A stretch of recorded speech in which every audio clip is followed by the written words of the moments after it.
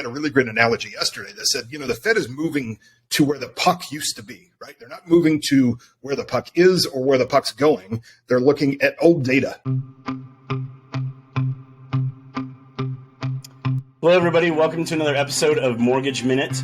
And the reason we do Mortgage Minute every week is because headlines tend to do more to terrify than clarify. So the point is we wanted to address issues as they come through the news, especially as it pertains to the mortgage industry, and certainly as that also pertains to the real estate industry as well. My name is Matt Thomas. I'm a local realtor, and I'm here with my co-host, which is Brian Dewald. Brian, I wanted to give you a chance to introduce yourself, but I wanted to mention also when we get going here, talk quite a bit about the Fed, which it seems like that's all we do lately, and they have really inserted themselves into the news, haven't they? A ton. Yeah, a ton. They are the news when it comes to mortgage, it seems like lately. So, yeah, why don't you go ahead and introduce yourself?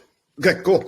Thanks again for having me. Brian Dewald here at Fairway Independent Mortgage Corporation, local lending expert. And, we pay a lot of attention just trying to, as part of our expertise, is to be paying attention to, trends and actions and things like this. And, one of the things I wanted to talk about this week was a couple things, actually. The Fed and what we expect to see from them moving forward, as well as some decent data when it comes to mortgage applications. So we'll kind of jump into that. But first of all, in terms of the Federal Reserve, today is March 23rd. It's Thursday. And yesterday, the Fed had rolled out and increased another 25 basis points. I think we're at a total of 500 basis points now since they started their run. So they went from 0 to 5% in the last, year or whatever it's been. And in my opinion, pretty reckless. You know what I mean? I think a lot of people would agree with that. I think there's good news that they only raised 0.25%. But I also feel that they're a little behind the eight ball. I follow a gentleman very closely who is a guru when it comes to, the industry and mortgage rates and Fed actions and every other market.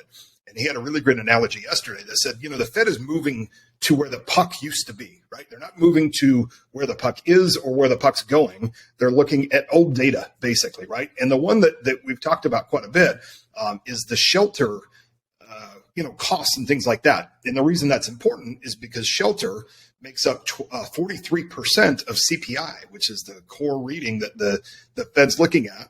And the thing that's so frustrating about that is it's data that's 12 to 18 months old. I've got a chart I'm happy to send anybody that kind of shows what we're talking about here. So lots of different angles there. The second piece, and sort of where we're going here, is that the Fed, and believe it or not, they're taking credit for it, which is a little silly because the data is going to help correct and fix inflation. This is exactly what we're talking about when we're looking at housing in particular.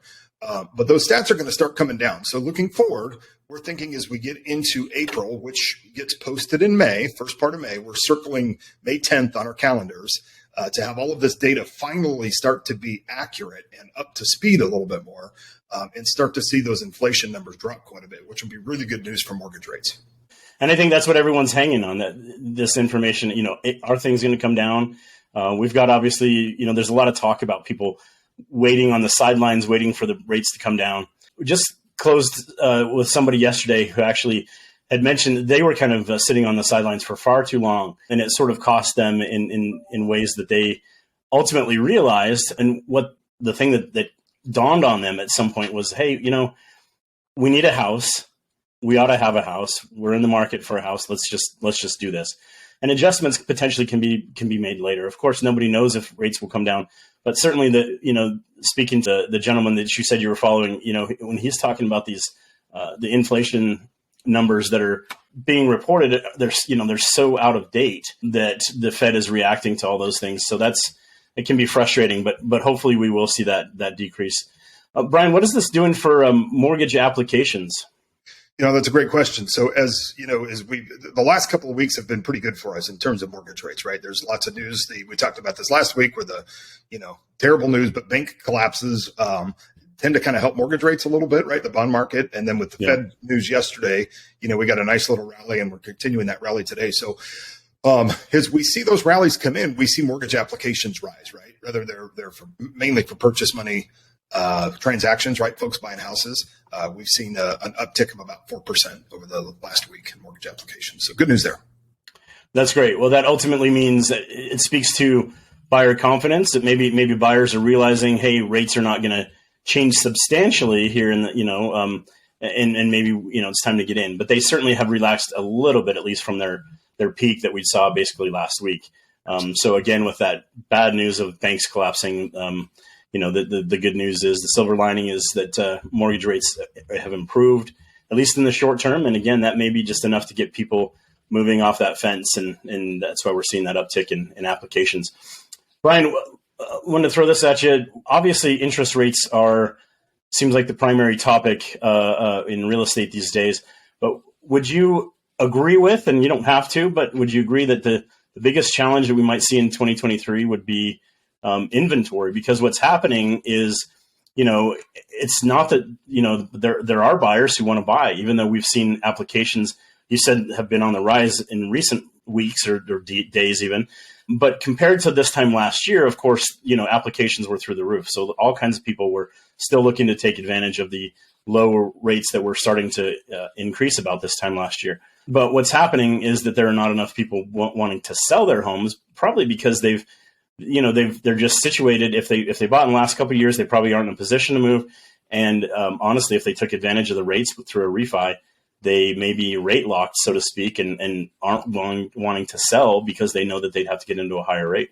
Yeah, so I call this the theory of unlocking the log jam, right? There's kind of a couple thoughts to this piece. And the first thought is, and this is really easy to Google, the amount of brand new homes that are either being contracted or permitted is at almost an all-time low, right? So that's part of the problem with our inventory levels. There's just very few homes being built, and more than ever, there's more multifamily homes being built. So builders are doing more of those than they are single-family homes. The second part is that logjam that I just referenced. So if we can unlock that, if folks can get rates in the 4s and 5s, they're okay to walk away from the rates in the 3s. And I'm hoping that can help loosen up the inventory a little bit, which would be great for everybody. We're going to bring you the news no matter what the news is. We'd love to obviously have, a better dose of good information here, or good news. But in any case, again, we just want to make sure that we're here clarifying these, because Brian and I are both in the trenches in our respective industries. And when you are doing some, what do they call it, doom scrolling, you're going through your phone and, it's like, this is what the news cycle looks like now, is just bad headline. And when you dive into those articles, a lot of times they've got you with their headline, and then you dive in and you realize that even they're not saying things are, the way that the headline might read or lead you to believe. So that is the whole point of our sort of our mission, if you will, the mission statement of this video that we do usually every week, or certainly when the news warrants. So we'd love to ask you to, subscribe and join us, like our videos, and we're here to, if you can reach out to us both. In fact, I'll have a link in the description that allows you to set calendar time or reach out and contact us if you are looking to buy a home or get into a mortgage and get some real information about what's really going on from two folks that have boots on the ground and not in charge of writing a headline. With that, Brian, appreciate you as always, and we'll sign off, I guess, for now. Thanks for having me. Great to see you as always. All right, man. We'll see you. See ya.